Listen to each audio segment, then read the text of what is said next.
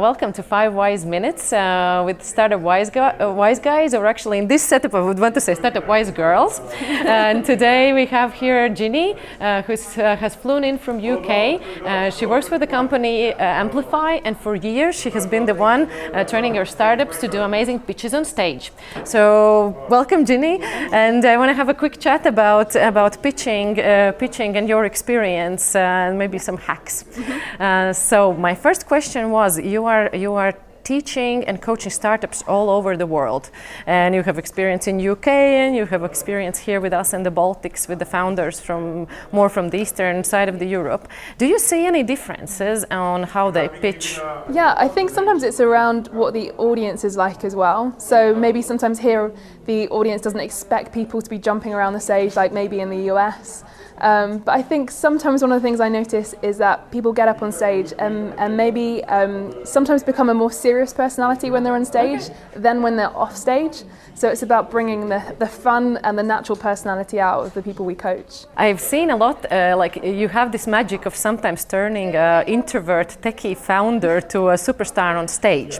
But sometimes when I watch these pitch competitions at Latitude 59 or Slush or Textual, they are very well prepared for this stage time, but sometimes when they get off the stage and they meet an investor, let's say buy a bottle of beer, they're almost like incapable of having a conversation. They go into stage mood like, "Hi, my name is Janis and I'm from..." So how do those pitches differ? And maybe you have a tip for the startups how to deal with that. I think the difference is that when you're on stage, you're obviously amplifying yourself or presenting a bigger version of yourself. And then when you're off stage, it's a bit more stripped back. And I think for some people, they feel more exposed on stage, and for others, they feel more exposed off stage. But I guess the tip is trying to identify which one is your strongest, and then investing more time in the weaker one. Okay. So it might be just pitching yourself to people who know nothing about your company, or just having a normal conversation with people who don't know your company, who aren't in your team, so you exercise and grow different muscles. Yeah, okay. I know that Sandis from Anatomy Next said, "Oh, Ginny really helped me to pick it up right an hour before I got on stage on demo day." Yeah. Can you give 3 tips to a startup founder or anyone who has to get on stage? It's like, these last moments when you're trembling and your mind goes blank. What to do in that moment? How to be there and shine? Okay, so number 1 would probably be around just standing tall. So we have this thing called the string, where you imagine you're pulling yourself up on a piece of string, take up loads of stage on space.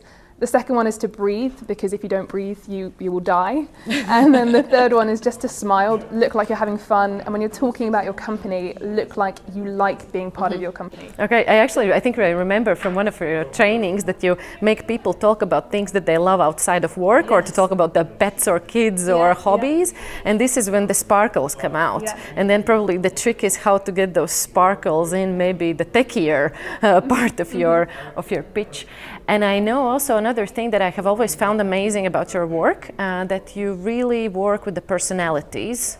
I think this also translates in the accelerator format, that we try to do more of this one-to-one pitch training rather than generic workshops.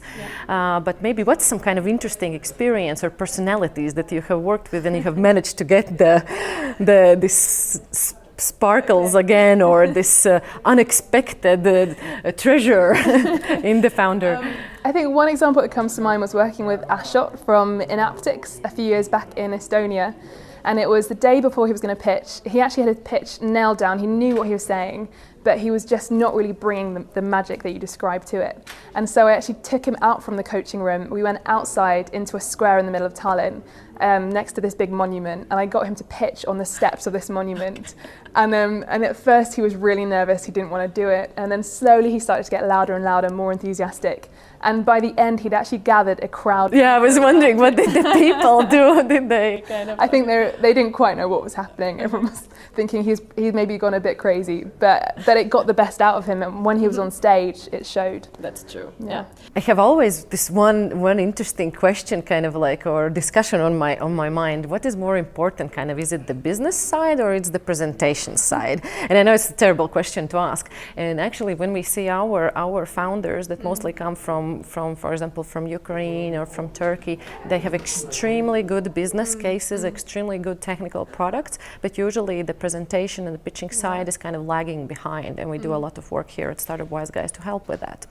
So question to you, how do you see why presentation and presenting good matters and how it can change things? Yeah, I think, so I relate it a little bit like to if you're training for a marathon or a big athletic event. So if you're training for an event, you probably train for months in advance. You think about what you're eating, what you do on the day before, what you do on the day of the event. But I think we have a bit of a different principle sometimes when it comes to pitching. And people think that practicing in their head is the same thing as practicing out loud, and it's just not true. So I think it's all about the preparation, what you do in the build-up. And like I said before, growing the areas that you're weaker in. Otherwise, when you get on stage and the adrenaline kicks in and fear comes into play, anything can happen, and you're way more likely to stumble if you haven't prepared beforehand. Yeah, and by the way, I know you're actress by training. So what are maybe actually the tips on doing this rehearsing for yourself?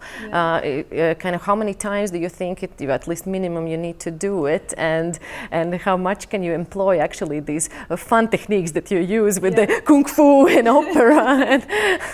Yeah, it's so hard to answer a perfect optimum time. I think the key probably is practicing well, because people often say practice makes perfect, and we often say practice makes permanent. So if you practice something over and over again badly, you're not actually doing yourself any favors. So that's why we use techniques like, we tell people to practice in front of the mirror, or to film themselves and then watch it back so they can see what's going well and what they might need to improve on. Yeah, and it takes courage to watch those videos afterwards. Yeah, no one ever wants to do it, but when you can do it and sit down and work it out, then you know at least which areas you need to improve on. Cool, thanks a lot, and thanks for coming again. Thank you so much.